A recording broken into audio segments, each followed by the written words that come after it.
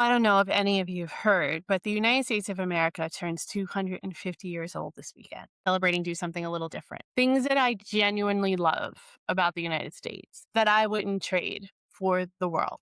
Here we go. Number one, diner breakfast. It is a huge staple of my lifestyle in the United States, especially in New Jersey, full of diners. It's not like a cafe. It's open 24 hours. They have laminated menus the size of the screen. Toast that comes with those little individual jam packets, the ones that you always take an extra couple home with you. Maybe that was just me.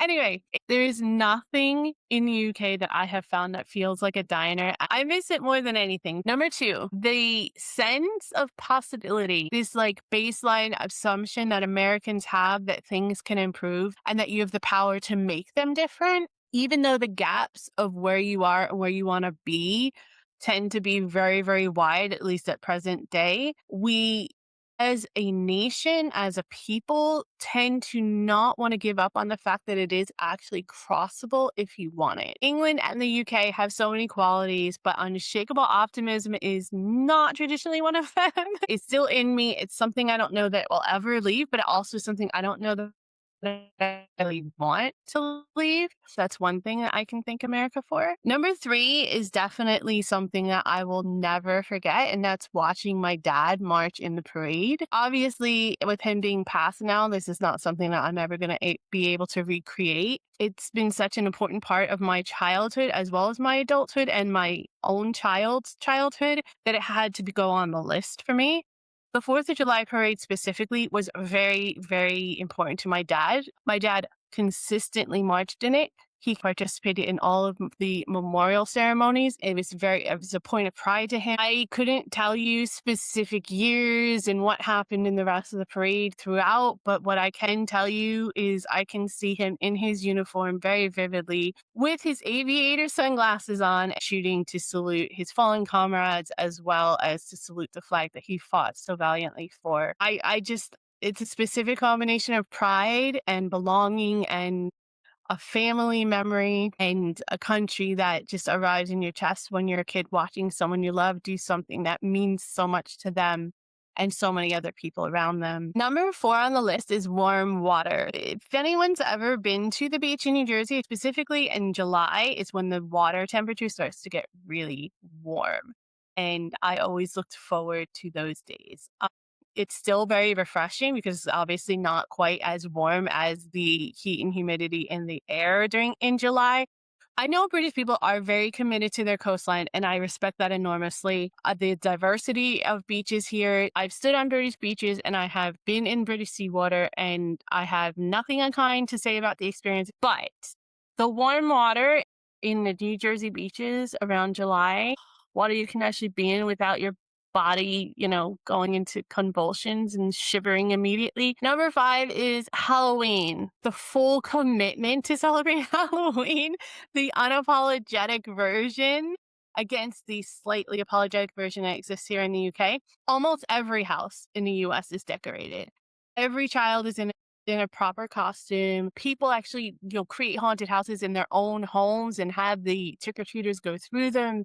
Carved pumpkins glowing in the night, that spooky, scary, feeling in the air for almost the entire month of October. Number six is movies and TV. Now, I know a lot of them translate, but not all of them. The storytelling, the scale, the ability to take just about any human experience you can think of and turn it into something that travels across many different languages and cultures and makes people feel less alone throughout the globe. I fully acknowledge that Hollywood gets complicated and there's a lot of things about the industry that I consider to be abhorrent, but the overall output through its existence, the films, the television that shaped how the world understood narrative and emotion and humor and heroism. I mean, it's a genuine gift to the planet, in my opinion. Number seven is Hawaii. Okay, I'm pretty sure anyone who's been to Hawaii can attest to the beauty and serenity that is in that part of the world.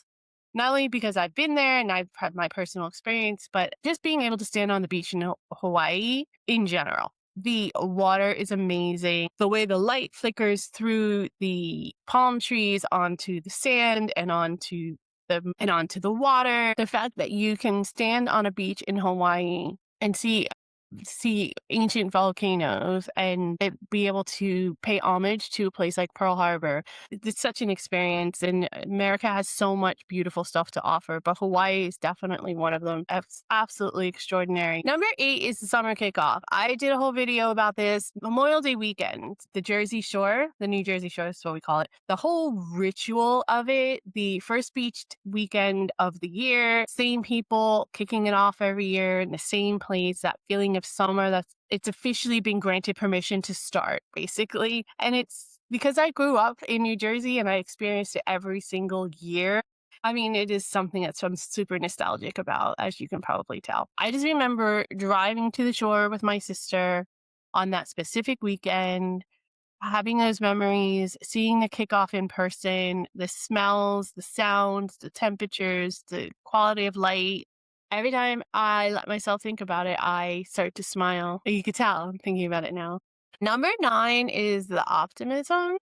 Genuinely, America is structurally and constitutionally optimistic in a way that the rest of the world underestimates and occasionally mocks without fully understanding it. It can tip a little bit into delusion, I fully acknowledge. I have talked about that on this channel, but underneath the complicated stuff is something kind of real. I believe that tomorrow can be a better day.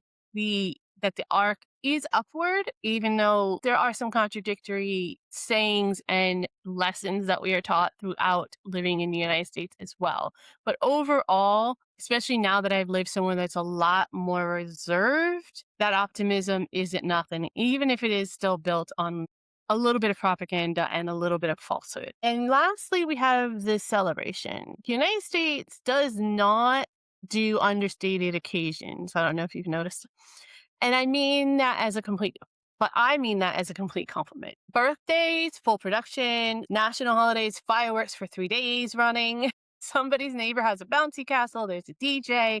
Somebody brought the smoke machine. There's karaoke. Sometimes, does it tip into the slightly excessive?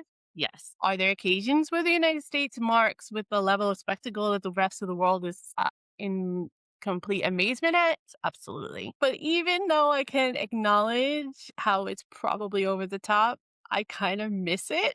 I think I miss it because it's what's underneath, like the belief that moments matter, that life is worth marking. Even though I am grieving some things that I wish were different about the United States of America and my personal experience, I still think 250 years should be celebrated. And I hope that the next 250 exist. And I also hope that they are much stronger and much more positive, especially for the people living there. I'm raising a glass from here, y'all. Cheers and happy 4th of July.